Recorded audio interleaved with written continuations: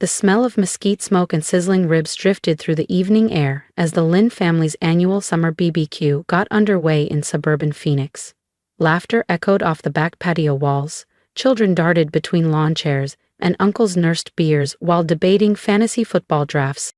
I leaned against the side fence, 32 now, but still treated like the confused art major who never figured life out. My younger sister Clarissa lit up the center of the gathering in her pale blue jumpsuit, animatedly describing her latest success to a circle of doting relatives. Clarissa just finished her dual masters at Wharton and MIT, my mom announced, loud enough for everyone, including me, to hear. She's had back-to-back interviews with Fortune 500 companies.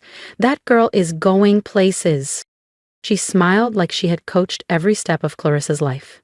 I sipped from my lemonade and waited for the inevitable follow-up.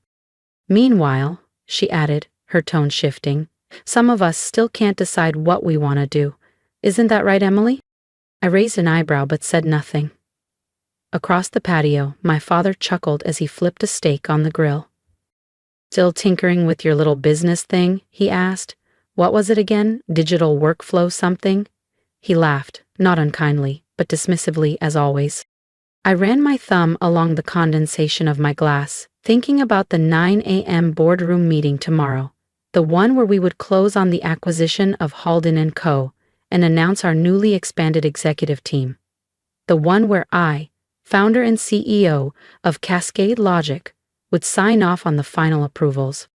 Something like that, I murmured, letting it slide. Just then, Clarissa clapped her hands to get everyone's attention. Guess what? I've got a big interview tomorrow with Cascade Logic. They reached out directly. It's one of the hottest tech consultancies in the country. Cheers and congratulations erupted instantly. My Aunt Vivian rushed forward with a glass of rosé. That's amazing, Clarissa. I read an article about their founder. Brilliant woman, totally self-made. My dad nodded in approval. Their hiring bar is insanely high. They don't just take anyone. I held back a laugh, remembering the neatly prepared shortlist from HR sitting in my inbox, including Clarissa's resume. She had no idea the company she'd been gushing about for weeks was mine, that I had built Cascade Logic from my studio apartment in Tempe a decade ago, that while she climbed ladders others set for her, I had forged my own. What position are you interviewing for? I asked, keeping my tone light. Her eyes sparkled. Senior Strategy Consultant. Can you imagine? That's practically executive level. Oh, I replied, smiling into my glass. I look forward to seeing how that goes. She laughed, then added with syrupy pity. Maybe once I'm hired, I can put in a good word for you, Emily. I'm sure Cascade Logic has a few entry-level admin roles. My mother gave an approving nod. That's very kind of you, darling. Lord knows your sister could use the help. 32 and still, she trailed off, gesturing vaguely in my direction. Whatever this is. I thought about my penthouse corner office in downtown Phoenix, nestled on the 27th floor of the Cascade Logic headquarters, with floor-to-ceiling windows and a private conference lounge. About the Forbes profile last month that named me one of the most influential women in tech, though it had credited me by my professional alias, Lin, and featured a silhouette photo that protected my anonymity. I'd spent the last 10 years building Cascade Logic in the shadows.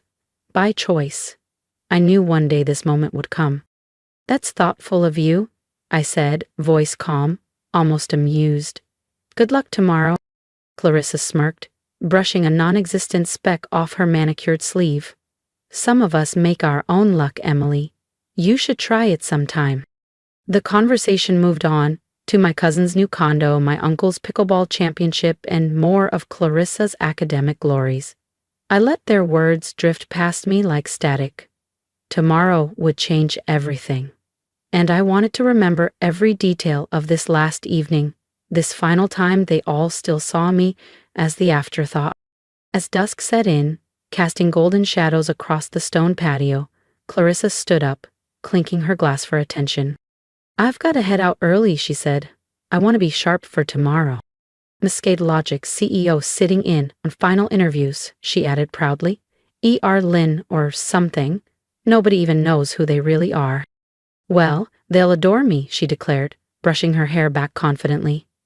By this time tomorrow, I'll be part of their executive strategy team. Maybe then you'll finally have something to brag about, she said to Mom with a wink. Oh, honey, Mom cooed, dabbing her eyes dramatically. We're already so proud. At least one of our daughters stayed on track. I glanced at my watch. 13 hours and 58 minutes until Clarissa would walk into the conference room and see me at the head of the table. 13 hours until everything they believed about me collapsed. I gathered my things, murmuring something about an early client call. Oh yes, your little remote gig, Mom waved off. Just, don't forget to Venmo your share of your father's birthday gift. Clarissa already covered most of it again. I nodded without replying. They didn't need to know that my remote gig had grossed 8 figures last quarter. Let them cling to their assumptions. I slipped behind the wheel of the unremarkable gray SUV I reserve for family events, leaving my white Mercedes AMG parked safely in the underground garage downtown. As I reversed out of the driveway, Clarissa's voice rang out one last time across the lawn, loud and certain. Tomorrow, everything changes. She was right. Just not the way she thought. If you want to see Clarissa's face when she realizes who's sitting across the interview table, make sure you hit subscribe, 'cause trust me, you won't want to miss what happens next. What a waste. Can't even land a real job. I smiled faintly, recalling the brushed metal nameplate that sat front and center on my desk. E.R. Lynn, Chief Executive Officer, Cascade Logic. Tomorrow, Clarissa would find out exactly what a real job looked like, and why she'd never have one at my company. By 6:30 IMM, I was already in my corner office overlooking Camelback Mountain, sunlight casting golden streaks across the skyline.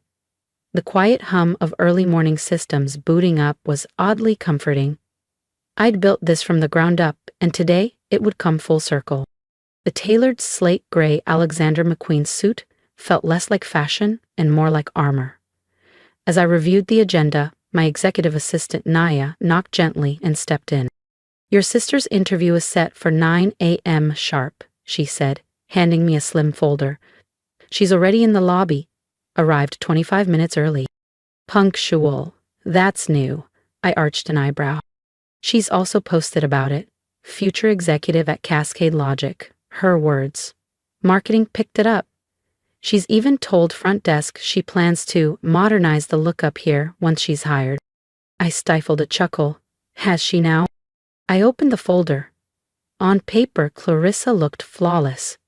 Dual degrees, glowing recs, polished experience. But I knew better. The internships, set up through Dad's connections. The praise, courtesy of our uncle's law firm. A manufactured resume wrapped in designer polish. The board's wondering why you're personally handling this one, Nia added with a smirk. Quality control, I said simply, rising from my chair. How many interviews before mine? The read, she replied. All briefed. They'll ask the right questions. By 9:00 a.m., I stood behind the one-way glass on the upper floor, watching Clarissa strut into the conference suite. Chanel suit, Prada heels, air of superiority. She shook hands with the first interviewer like she owned the place. Over the next 2 hours, I watched her mask slip. Every scripted answer unraveled. Every shallow credential probed. Every assumed accomplishment challenged. By the time she reached the final interview, mine, her eyes were tired, her voice uncertain, her smile noticeably forced. Send her in, I told Nia. She stepped inside my office, trying to hide her awe as she took in the floor-to-ceiling windows, curated art pieces, and the understated dominance of the room. My back was to her, chair turned toward the panoramic view. Please, have a seat, Miss Lynn, I said, voice calm and clipped. She said, folding her hands in her lap. Thank you for meeting with me, Mr. Lynn. I understand how valuable your time is. I turned slowly in my chair, letting the moment stretch. Actually, I said, locking eyes with her, it's Miss Lynn. Emily Renee Lynn. The blood drained from her face as realization set in. The name on the walls. The initials on the press releases. The woman she'd dismissed for years. Ugh. Emily. Hello, Clarissa. I offered a calm smile. Surprised to see your directionless sister running the company you've been dying to work for? She blinked rapidly, her perfectly composed persona unraveling as her lips parted soundlessly. Whatever polished answers she'd rehearsed were gone. But this doesn't make sense, she stammered. You're just a freelance consultant. That's what Mom said. Am I? I gestured toward the wall behind me, lined with plaques, innovation awards, and framed magazine covers celebrating Cascade Logic as one of the fastest-growing tech firms in the Southwest. I built this company from scratch, while you and Mom were laughing about my little business thing. Every time you flaunted your MBA, I was negotiating international contracts. Every time Dad called me a phase, I was landing Fortune 100 clients. You tricked us! Her voice cracked, rising with disbelief. You lied! No, Clarissa, I replied, my tone even. You all tricked yourselves. You were so busy assuming I was a failure that you never once stopped to ask what I was actually building. I picked up my phone and opened my banking app, turning it so she could see. That birthday money Mom mentioned? I just sent my share. It's a 6-figure transfer. To me, it's a rounding error. Tears welled in her eyes, not sorrowful, but angry and humiliated. So what now? You're going to expose me? Tell the whole family? I shook my head. I don't need to say anything. Your interview performance today says it all. 3 senior partners, independent of one another, recommended against hiring you. Too arrogant, too surface level, unprepared, entitled. You set me up. I gave you exactly what you asked for, an interview with the CEO. It's not my fault you didn't come ready. I stood, smoothing the front of my suit. I suggest you look for opportunities elsewhere, Clarissa. And maybe develop some real experience. Something beyond LinkedIn posts and Dad's golf connections. She rose unsteadily, her designer heels now awkward and her designer outfit suddenly looking more like a costume than power wear. Do Mom and Dad know? They will, I said, stepping toward the door. I'm sure you'll tell them all about your interview with E.R. Lynn. I pressed the intercom. Nia, please escort Miss Lynn out. And cancel my dinner plans with the family. Yes, ma'am, Nia responded. I've got a board meeting that needs my full attention. As the door closed behind her, I heard the sharp crack of her voice break in the hallway, followed by muffled sobs, not the victorious exit she had envisioned. Within an hour, my phone buzzed with family messages. Mom was first. What kind of cruel joke is this? Clarissa is devastated. Then Dad, how dare you humiliate your sister like this? We raised you better. I looked at the screen, let out a breath, and turned it face down. They finally knew who I really was. They just didn't realize I had stopped needing their approval a long time ago. I replied to the family group chat with just one message. You raised me to be successful. Congratulations. You did. Now maybe you'll recognize what real achievement looks like. Then I powered off my phone and turned my attention back to what actually mattered, leading a billion-dollar tech firm that had disrupted an entire industry while they were too busy mocking me. Let them adjust to this new reality in their own time. I wasn't going to pause for their discomfort. In the weeks that followed, the shift in family dynamics was unmistakable. The tone of our calls, when they happened, was strained. Gone were the dismissive digs and passive-aggressive jokes about my little business. Instead, there were awkward silences, forced smiles during Zoom birthdays, and a general unease that hovered like fog. Clarissa accepted a mid-tier project coordinator role at a boutique agency across town. It wasn't the career-defining leap she'd imagined. No fancy title, no corporate corner office. Just a standard job, earned the traditional way. Mom and Dad stopped hosting their regular Sunday BBQs. Maybe it was shame. Maybe they didn't know how to navigate a world where the daughter they'd underestimated now ran the empire they once ridiculed. But the moment that cemented everything came 3 months later. Forbes released a feature titled The Silent Success, How One Woman Built a Billion-Dollar Company While Her Family Thought She Was Failing. My face was on the cover, full color, crisp suit, Cascade Logic's skyline behind me, no shadows, no ambiguity, just me. I had 10 copies express delivered to each of my family members' homes. Not with a note, not with a message, just the magazine, just the truth. The article detailed my journey from working odd freelance gigs in a cramped Tempe apartment to building one of the most sought-after AI-integrated systems companies in the U.S. It highlighted the turning points, the quiet sacrifices, the relentless perseverance they never saw and never asked about. At the end, the final line read, "Sometimes success doesn't need to shout, sometimes it just signs the checks." And honestly, that was enough. I didn't need their praise anymore, or their recognition. I had built something real, something lasting, something they could never take away. Let them tell their friends. Let them adjust their stories to make themselves look better in hindsight. Let them pretend they always knew. Meanwhile, I'd be at Cascade Logic, preparing for our expansion into Europe, closing 2 new enterprise deals, and mentoring the next generation of female tech founders. Success had already spoken, for itself and for me, and I had no intention of turning the volume down.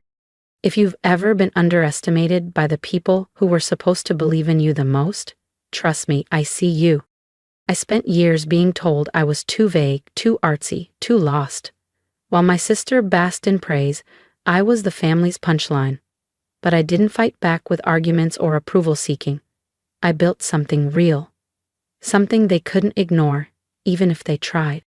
And now, after all the silence, I'm finally telling my story, not out of spite, but to remind you, your worth is not defined by how others see you. It's defined by how you see yourself. So if you've ever been made to feel small at a family dinner, if you've hidden your success just to keep the peace, or if you're still building in the shadows, drop a comment below and tell me your story.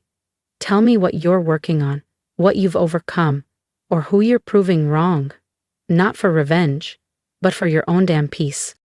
And if you felt even a flicker of validation watching me rise from unemployable to CEO, hit that subscribe button.